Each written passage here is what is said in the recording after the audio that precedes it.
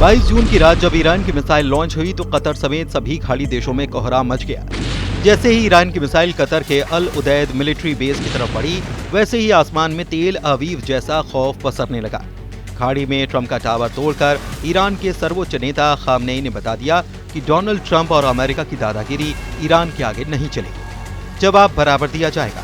इन मिसाइलों ने क्या किया, वो 23 जून की सुबह देखने को मिला।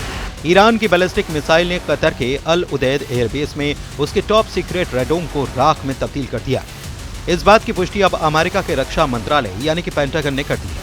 पेंटागन ने माना है कि ईरान की बैलिस्टिक मिसाइल ने सर्जिकल स्ट्राइक की। अमेरिका ने पहली बार इकरार किया है कि ईरान की बैलिस्टिक मिसाइल ने उसे इतना बड़ा नुकसान पहुंचाया है, जबकि डोनाल्ड ट्रंप ने दावा किया कि ईरान की मिसाइलों से कोई नुकसान नहीं हुआ।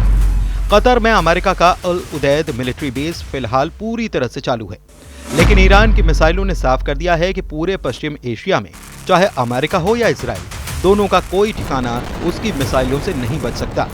इसलिए कहा जा रहा है कि ईरान ने कतर में ट्रंप का सीक्रेट टावर तोड़ डाला। अब इसे रेडोम यानी कि रेडार डोम कहें या फिर ऐसा वॉच टावर जहां से ट्रंप की सेना पूरे ईरान पर नजर रख रही थी।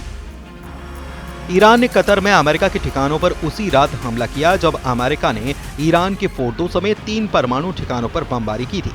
अमेरिका के अड्डों पर हुए इस हमले को ईरान के बदले के रूप में देखा गया, लेकिन शुरुआत में अमेरिका ने इसे नाकाम अटैक बताकर मामूली बात बताया।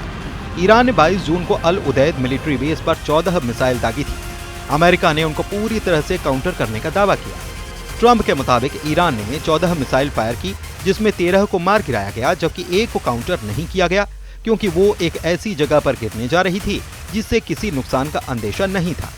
लेकिन अब कतर के अल उदैद एयरबेस की सैटेलाइट तस्वीरों ने अमेरिका के दावे को पलट दिया है। अमेरिका ने दावा किया था कि अल उदैद एयरबेस पर हमले से पहले अमेरिका ने यहां के सभी अपने विमान हटा दिए और सिर्फ इमारतों और रडार को ही बचाए रखा था। उसके सैनिक भी बंकर में छिपे हुए थे। लेकिन 23 जून की सुबह सैटेलाइट से ली गई तस्वीर बता रही है कि अमेरिका का रेडोम पूरी तरह से जलकर खाक हो चुका था। ट्रंप के रक्षा मंत्रालय का कबूलनामा बता रहा है कि ईरान ने इजराइल के बाद अमेरिका को भी बहुत बड़ी चोट दी है। ईरान की मिसाइलों की काट न इजराइल के पास है न ही अमेरिका के पास, ये बात भी साबित हुई है। लेकिन सवाल यह है कि क्या इस बात से ईरान और अमेरिका के बीच तनाव अब नई बुलंदी पर पहुंचने वाला है? ईरान ने इस युद्ध में अपनी मिसाइल पावर लगातार दिखाई है। ईरान पर हमला हुआ, तेल अवीव और हाइफा जैसे शहर फिर दे लेंगे, ये वार्निंग ईरान से बार बार आ रही है। ईरान के एक बड़े जनरल ने ऐसी वार्निंग दी है जिसकी टाइमिंग बहुत खास है। ईरान की सेना ने इजराइल और अमेरिका को डराने के लिए अपना मिसाइल अपडेट जारी कर दिया है। ईरान के मेजर जनरल याह्या रहीम सफ़वी, जो कि सर्वोच्च नेता अली खामनेई के सलाहकार भी हैं, उनका दावा है कि ईरान के पास हजारों मिसाइल और ड्रोन हैं जो खुफिया ठिकानों पर रखे गए हैं और अगर ईरान पर युद्ध हुआ तो उनको इस्तेमाल किया जाएगा। कह सकते हैं कि ये वार्निंग सीधा अली खामनेई की तरफ से आई है। ईरान बार बार ये दावा कर रहा है कि उसने 12 दिन के युद्ध में अब तक अपनी पूरी ताकत का इस्तेमाल ही नहीं किया, न ही अपनी नौसेना और IRGC की कुड्स फोर्स को तैनात किया, और अगर दोबारा युद्ध ईरान पर थोपा गया तो इसका नतीजा इजराइल की संपूर्ण तबाही होगा। मेजर जनरल याह्या रहीम सफ़वी का दावा है कि उनका परमाणु कार्यक्रम और मिसाइल टेक्नोलॉजी ईरान के वैज्ञानिकों की मेहनत का नतीजा है और उसे तबाह नहीं किया जा सकता। ईरान ने हजारों मिसाइल और ड्रोन का उत्पादन किया है और सभी सुरक्षित जगहों पर रखे गए हैं। ईरान की तरफ से ऐसी वार्निंग इसलिए आ रही है क्योंकि हाल ही में नेतन्याहू और ट्रंप की मुलाकात हुई। नेतन्याहू ने अमेरिका जाकर ट्रंप को अपना आगे का प्लान बताया। इस मुलाकात को लेकर नेतन्याहू के हौसले बहुत ज्यादा बुलंद हैं। अब अमेरिका और इजराइल गाजा को लेकर कुछ बड़ा करने वाले हैं, इसका इशारा नेतन्याहू ने दिया है। नेतन्याहू ने कहा है कि उन्हें अब भी गाजा में काम पूरा करना है, सभी बंधकों को रिहा कराना है, हमास की सैन्य और शासन क्षमताओं को खत्म करना है, क्योंकि गाजा का एक अलग भविष्य होना चाहिए हमारे लिए और सभी के लिए। कोई भी देश इससे कम पर समझौता नहीं करेगा और इजराइल तो निश्चित रूप से नहीं करेगा। उधर ईरान की मिसाइलों को लेकर खौफ अब भी फैल रहा है, क्योंकि ईरान की तरफ से लगातार मिसाइलों के जखीरे पर आने वाली खबरों ने इजराइल और अमेरिका को टेंशन देनी शुरू कर दी है। इजराइल पर हुए हमलों में ईरान की जिन मिसाइलों ने तबाही मचाई, उनमें सबसे खतरनाक फत्ताह 1 और खैबर शिखर मिसाइल शामिल है। इसमें कद्र और इमाम मिसाइलें भी शामिल हैं। फतह हाइपरसोनिक मिसाइल की रेंज 1400 किलोमीटर है। खैबर शिखर मिसाइल की रेंज 1450 किलोमीटर है। कद्र मिसाइल की रेंज 2000 किलोमीटर तक है और इमाद की रेंज 1700 किलोमीटर है। तेल अवीव से हाइफा और अशदोद से लेकर बीर शिबा और शेफौल जैसे छोटे शहरों पर भी इन्हीं मिसाइलों से हमले हुए हैं। और अल उदैद एयरबेस पर हुआ नुकसान भी बता रहा है कि ईरान की मिसाइल किसी भी अड्डे को राख में तब्दील कर सकती है। ईरान के कमांडर लगातार इजराइल और अमेरिका को वार्निंग दे रहे हैं और उसे हल्के में लेना इजराइल और अमेरिका दोनों को भारी पड़ सकता है। कतर में अल उदैद मिलिट्री बेस में अमेरिका का कम्युनिकेशन सिस्टम तोड़कर ईरान ने इरादे जाहिर कर दिए हैं। ईरान बता रहा है कि ट्रंप का हर टावर उसके रेडार पर है और मिसाइलों की रेंज में है। कतर में ट्रंप का रेडार उड़ाया एक बड़ा हमला है। इसलिए कहा जा रहा है कि ईरान ने कतर में ट्रंप का सीक्रेट टावर तोड़ डाला है। लेकिन 12 दिन के युद्ध का नतीजा न इजराइल के पक्ष में आया न ईरान के पक्ष में। 12 दिन के सीज फायर के बाद ईरान पर इजराइल के हमले बंद हुए और इस तरह इजराइल के शहरों पर ईरान की मिसाइलों की बारिश भी बंद हो गई। हालांकि अब ये सवाल उठने लगा कि क्या वाकई ईरान के परमाणु ठिकानों पर अमेरिका और इजराइल का जॉइंट ऑपरेशन कामयाब रहा। वैसे युद्ध हुआ तो ईरान के मिसाइल गोदाम फिर सैकड़ों मिसाइल लॉन्च करने के लिए तैयार हो जाएंगे। इस बात की गारंटी बार बार दी जा रही है। ये बात नेतन्याहू बहुत अच्छी तरह से जानते हैं और ट्रंप को भी इसका एहसास हो चुका है। ऐसे में ईरान के मिसाइल का धमाका कहां होगा, कौन सी मिसाइल कहां गिरेगी, इसी लेकर न सिर्फ इजराइल के मिसाइल ट्रैकिंग रेडार सिस्टम काफी प्रेशर में आ जाएंगे, बल्कि पश्चिम एशिया में अमेरिका के तमाम मिलिट्री बेस भी ईरान का टारगेट बन जाएंगे। वैसे भी ईरान को अब रूस को खुल्लम खुल्ला साथ मिलने लगा है। रूस ने अमेरिका और इजराइल दोनों को चेतावनी दी है कि अब ईरान के खिलाफ युद्ध खत्म हो चुका है, यानी कि अब जंग दोबारा नहीं होनी चाहिए या ईरान पर अब हमला बर्दाश्त नहीं किया जाएगा। रूस के तेवर देखकर ईरान भी तैयार है।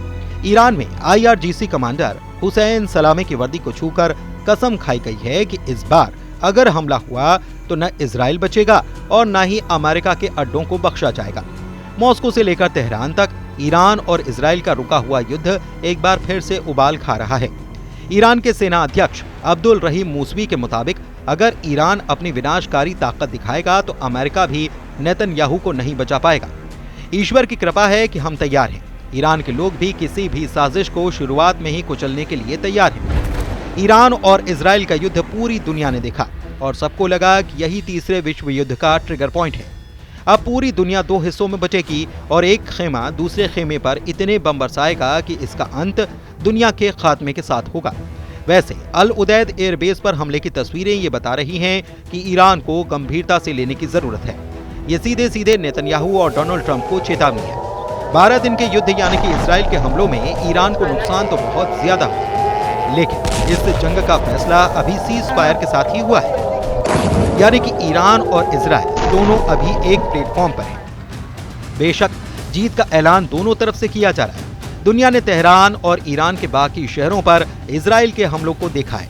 दुनिया तेल अवीव से लेकर हाइफा और इजराइल के बाकी शहरों पर ईरान के मिसाइल हमले भी देख चुकी है। हालांकि अमेरिका में बंकर बस्टर एक्ट ने बहस छेड़ दी है कि इजराइल को अब B-2 बॉम्बर दे दिए जाएं, ताकि नेतन्याहू खुद ईरान पर अटैक करने के लिए हमेशा तैयार है और अमेरिका को सीधे शामिल होने की जरूरत भी नहीं होगी।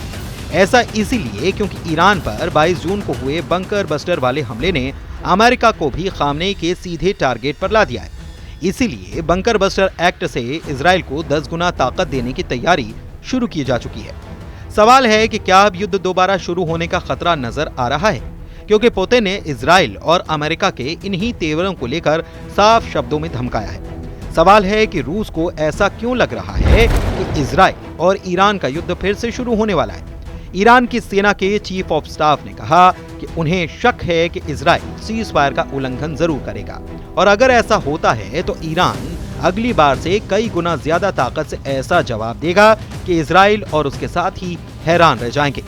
12 दिन के युद्ध के दौरान इजराइल के हमलों में ईरान के करीब 1100 लोगों की जान गई। इनमें उसके कई सैन्य कमांडर और वैज्ञानिक शामिल थे। तेहरान में IRGC के कमांडर्स की याद में एक सभा हुई। खास तौर से IRGC चीफ हुसैन सलामी को याद किया गया।